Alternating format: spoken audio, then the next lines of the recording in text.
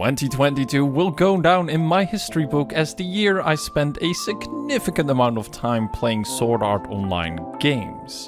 And this year I will continue doing so as the release of Sword Art Online Last Recollection draws near. Now, Sword Art Online in general is known, or more like infamous, by most for not being that great. In fact, till this day, it seems like a standard to dislike it. And yes, I agree that its quality is not particularly great. I mean, even good Sword Art Online games are good by Sword Art Online standards. So you might think, why are you playing those games if you know their quality is kinda low? Would you rather not play something better or at least more fun? Well, the problem is that Sword Art Online is actually good. Good at certain things, not in general, just at certain things. Mainly creating great, interesting story premises with cool world building around it.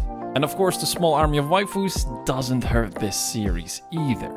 It is, however, unfortunate that another thing that Sword Art Online is really good at, and I do mean impressively good at, is ruining all its build-up, interesting elements, and everything good it has going for it in a blink of an eye.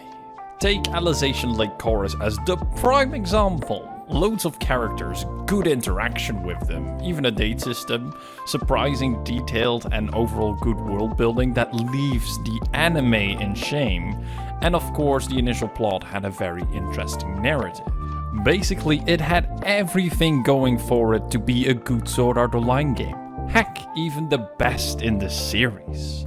But then it just had to grab it all and threw it out of the window by ignoring its original narrative, forcing a particular character narrative on you, and seemingly forgetting how to write a proper plot in general. So at the end of Alizations, my hopes were destroyed as Sword Art Online's good elements were not done justice yet again. But this is why I keep playing these games. It's a vicious cycle of being gifted a lot of hope for something good, only to see it be taken away. But with a new Sword Art Online game around the corner, hope is rising yet again. Last Recollection does look quite okay to good. The dark territory seems to be better constructed and explored in the game than in the anime, which I highly appreciate. Combat seems to be improved, but I'm kinda still on the fence about that. Dorathy has great waifu potential, by the way, but more importantly, she seems to be playing a big role in the story, so I'm curious to see what they're going to do with her there. And of course, I'm curious to see what interesting overarching story they will throw in the mix, and of course, what way they find this time to ruin it in a spectacular fashion. But who knows, maybe the game won't. And maybe this will be the game that will finally fix Philia's hair color issue. It used to be so perfect. Why couldn't you keep it as it was, for flip's sake? Still, as of writing this, it takes a bit before Last Recollection gets released and probably destroys my hopes. I hope not. But thankfully, I don't need to wait for that to happen, as we have another new Sword Art Online game that can do exactly that. Or well, new. Sword Art Online Integral Factor is the PC port of the same named mobile app. And yes, I know, it's a mobile game port. Why would I even try to get my hopes up for this one? Well, because it's still Sword Art Online. It will have some amazing potential and ideas no matter where it goes. But I ain't fooling myself here. My hopes aren't that high. But who knows, maybe it's surprisingly good, or maybe not. In any case, just like with the previous games, I will dive in and look at whatever it throws at me. Sword Art Online Integral Factor takes us back to the sweet, good old isekai roots of the Sword Art Online series.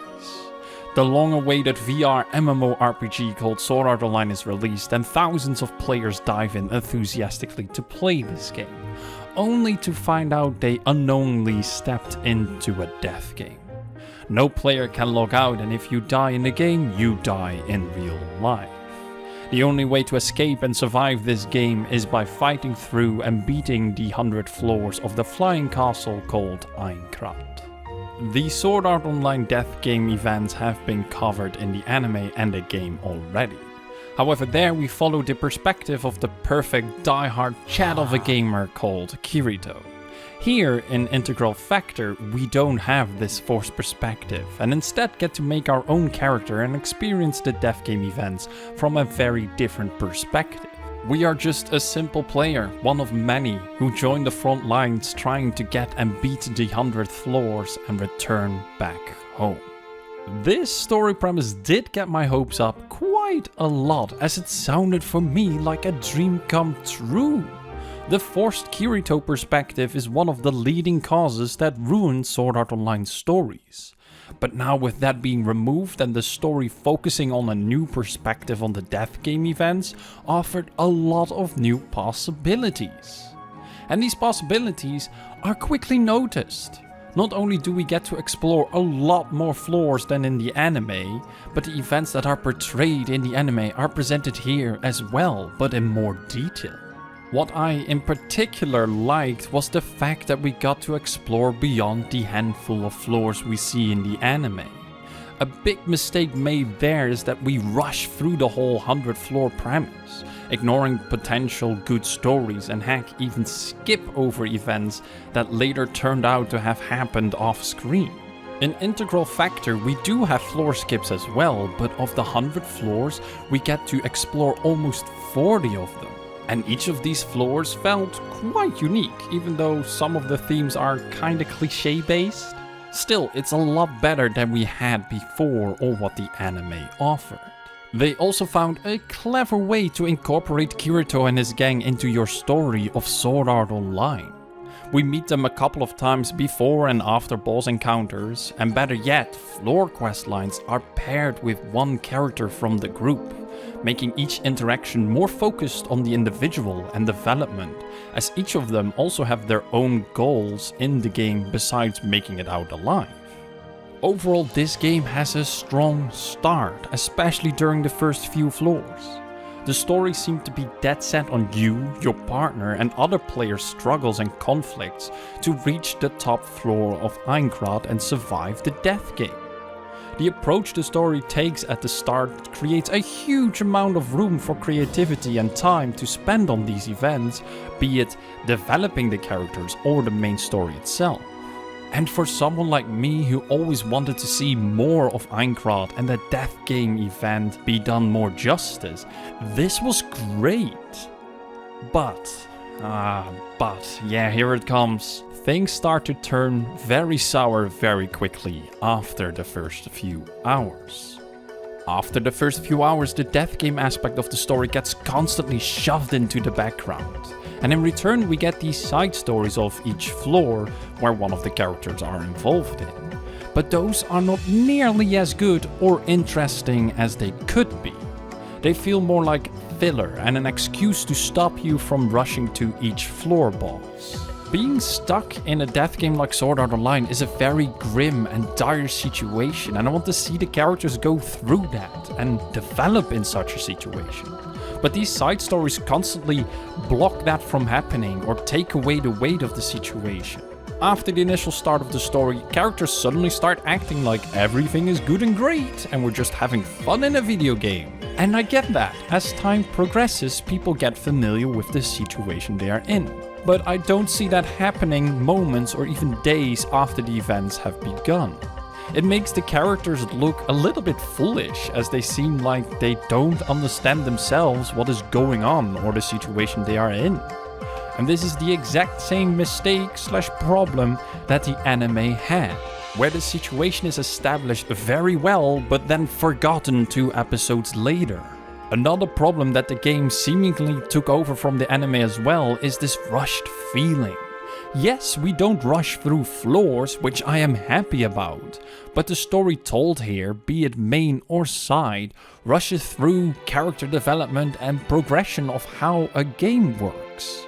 We enter the 5th floor and we are already hunting down legendary items. It's a new floor, we just beat the last one, we basically just had the tutorial. How are we story-wise already at this stage of the game? And these weird situations happen very often. In a game like Hollow Fragment, this was also done, but there it worked better as we started from the 75th floor. But here in my example, we are only in the first 10 floors. Again, we're basically in the beginning of the game. It felt straight up silly when the story heavily starts to focus on these kind of narratives instead of focusing on what matters and what is logical. And it's because of this that the mundane feeling such filler stories already have became worse, making me struggle very hard not to push the skip button whenever a conversation came up, as it felt like it was just wasting my time. Another thing that felt like a complete waste of time was interacting with characters, an element that has been one of the better ones in the Sword Art Online series. Again, the way we run into them naturally on floors like they are players just like us roaming around was very clever, and a way to avoid a bombardment of characters in each conversation or main story dialogue. But I wish they were just as clever with the interaction system we got outside of these story moments. In other games you could build up a connection with your favorite character and unlock side stories with them. And in some games it even became somewhat of a dating sim. Here, none of that is really present. You can form a party with your favorite character, but only for a limited time, and they basically serve as a replacement for your main companion. And the interactions themselves are literally boiled down to a couple of scenarios you can go through with them, like training skills, beating bosses, or just talking. But it are scenarios you just click through quickly, as just like with the story, they are filler. No matter what you pick, no matter how many times you do it, the scenarios you are offered are always the same and are just not worth anything. They are solely there just to create the illusion that there's an interaction system in this game. But in reality, they are just a thing you farm for daily rewards and some skill buffs that you can get for your weapon. Also, the roster of interactable characters in this game have shrunk drastically compared to the other games. It's a shame that a rather simple yet fun element that is character interactions is tossed aside like this. It's an element that made the previous games more enjoyable and worthwhile, but here characters are not written well, and outside of it, they are nothing more than a system you need to farm for rewards. Now, when it comes to combat, it's going to be very short. If you ever touched a mobile game in recent years, then the things I'm going to say about it will sound very familiar to you. I would describe Integral Factor's combat system as a very simplistic mix of action and tap targeting gameplay. And I do mean very simplistic. When attacking an enemy, you spam your base attack, and between moments you use one of the 4 active skills you equipped and just hit it. And hit it till it dies! Okay, it's not that mindless, but it does feel like not a lot of care was given to it either. Enemies are just dunked on a map for you to kill, and most don't require any tactic or effort to beat. You could say that Sword Art Online does a great job to simulate an MMORPG by the map design and the spamming kill X amount of monster quests, but in that case it feels like a very dated MMORPG. On the other hand, the boss battles are actually a little bit of fun, especially on higher difficulties, as it requires actual tactics to take them down. If you do well, you get this fun little dance of dodging attacks and exploiting openings in between them, or you just drive around a lot. Though, keep in mind the hit detection can be very wonky and boss battles can feel like HP sponges, especially again on the higher difficulties. All in all, it sounds very simplistic, and it is, but it's not like the combat isn't trying to be more than it is. The game is multiplayer, and many of these battles can be fought together with other players. But I was not able to find players via the matchmaking, and overall the game gave me a vibe that everyone was just playing the game in their own bubble. There is, however, a decent variation of weapon types you can use in the game, which can change your gameplay a little bit. The combat system even promotes you actively switching between weapons. Not just to exploit weaknesses of enemies, but also to connect skill combos together that deals more damage or gain stronger buffs. And there are even smaller systems underneath at work, like connecting skills together or mod certain skills to increase overall stats or certain aspects. And those things did make an interesting impression on me. But the only chance this combat had to be more than it is right now was ruined by one single thing. That being the monetization of this game. Sword Art Online integral factor did not escape the heavily monetization fate many mobile games have, where the game favors drawing your credit card over you playing an actual good game. Sword Art Online integral factor offers both cosmetic and game progression in their microtransaction store. Cosmetics speaks for themselves, and just like with Alization, having them behind an RNG paywall only hurts the game a lot. Especially here, where we do get to make our own character and play as it in a multiplayer environment. Progression items is the bread and butter of this gambling system. Skills in this game are basically character cards of the Sword Art Online series. Each card supports a certain weapon type and gives certain stats, and of course a special move that does loads of damage. The higher the rarity, the better of course it will be. It are these character/skill cards that block the little bit of potential this combat system had, because your build is purely based on your RNG. You can use whatever weapon you like of course, but to be actually effective you need skill cards, preferably rare ones of course. As you progress through the story, you do get these cards, but those are not always for the weapons you use, and even if they are a lot weaker than the ones you get out of the loot boxes. Now the game does give free stuff away. By playing the game daily for example, you slowly get the special currency to buy these loot boxes. And some events even just straight up give you a lot of free loot boxes every day. So it ain't impossible to get high rarity cards, and getting them is actually exciting to be honest.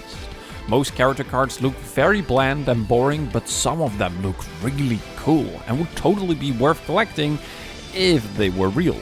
But keep in mind, the cards that you pull can still be for a different weapon than you uses, making you choose in the end if you want to stick with the weapon you like or the weapon you have the best cards for, which again hurts not just the combat but also the player choice. Now for some people, making builds based on limited resources could be an interesting challenge, but for most it becomes an obstacle that ain't worth trying getting over, and becomes an annoyance as the stats decides your choices, not your preferences. Sword Art Online integral factor had the chance to offer us an experience that many of us wanted, exploring Greirat again, and this time to the fullest and as our own character. We would work together with our favorite characters, struggle and fight against every challenge the death game would throw at us. But, as almost per usual, it was just not meant to be. And while this happening is more or less the standard for the Sword Art Online series, integral factor is a bit different here. Not only does this game ruin its potential in the way most Sword Art Online games do, but where those had some compensating or redeeming factors, integral factor has none of those. In fact, things are made worse as this game throws the typical hellish elements that mobile games come with on top of it. To be honest, recommending this game is very difficult, even to die-hard Sword Art Online fans. Integral factor does a lot of things other Sword Art Online games do as well, but just a lot worse and with less compensating factors. Don't get me wrong, those games aren't perfect either. Heck, far from it. They have loads of problems as well, and even some problems that are similar as the problems presented in this game.